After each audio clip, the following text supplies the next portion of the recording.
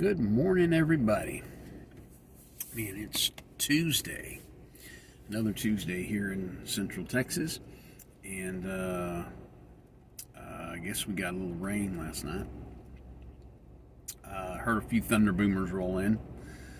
I think it tried. We didn't really get much. But it cooled things off a little bit today. That's good. Because it's been kind of hot and miserable. Yesterday was just really steamy outside, and so that's a blessing. I think temperature's about 83 here today, something like that, later this afternoon. But right now it's actually kind of nice outside, kind of cool. So that's good. That's good. I hope everybody's ready for a great day. Let's get into it this morning. I really got something I want to share with you. This is really good stuff. Good stuff this morning. I read Numbers 3 chapters this morning. A couple of them were kind of lengthy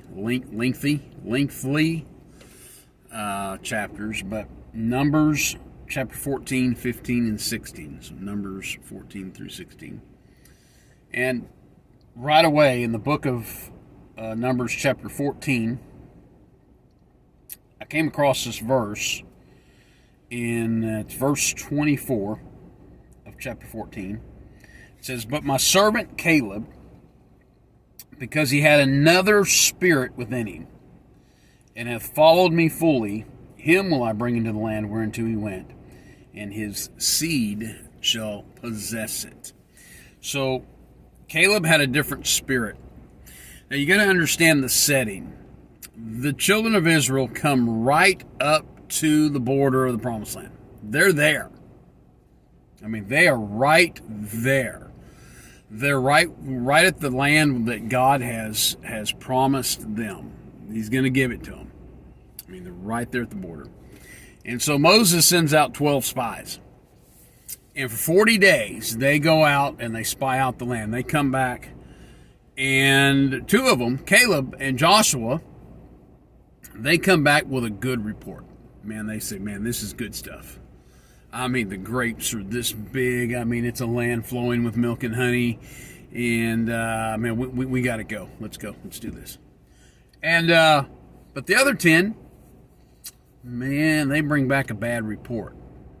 And they're discouraged. And, I mean, fear just goes throughout all the camp. They don't talk about all the good things. They just talk about giants in the land and the armies and the military and the battles that they're going to have to fight and the trials they're going to have to overcome. And that's all I talk about. And in verse 1 of this same chapter, it says this. After hearing that report, it says, "And all the congregation lifted up their voice and cried, and the people wept that night." I mean, the people wept. See, y'all don't get it. They cried. They were crying like a bunch of crybabies. I mean, pour me up, we're gonna die. Oh my gosh, oh, it's so horrible. Y'all just don't know what I'm going through. Oh, I can't take it anymore. Oh, wait. And it went on and on and on and on and on. I mean, they're moaning and groaning, and we can't do this, and we can't go into the land, and the armies to do, just, it's horrible. And just as annoying as it is for y'all to listen to me do that, that's probably how annoying it was to Moses. To hear an entire nation, an entire group of people moaning and groaning and crying. And y'all still don't understand. They're sitting there at the border looking at the promised land. It's there. It's there for them to take. God has brought them there. And they spend a night crying. But Caleb had a different spirit about him. Caleb had a different spirit. So here's the thing. Here's what we forget as Christians. We forget, because the children of Israel forgot this, and they forgot it on a daily basis. I mean, they moaned and groaned and complained and whined and cried. They forgot it on a daily basis. And we forget it on a daily basis. We forget who our captain is. See, because it doesn't matter what you're going through. God is our captain. God's on our team. See, the very one who spoke the world into existence. I mean, we serve a risen Savior who sits on the throne. The one who was crucified, dead, buried, rose again. The one who conquered death and hell, who holds the keys to death and hell. He's on our team. He's our captain. And that God can handle any trial that you have. So suck it up, Buttercup. Come on, Christian. Any trial that you're facing doesn't even compare to the power of our God.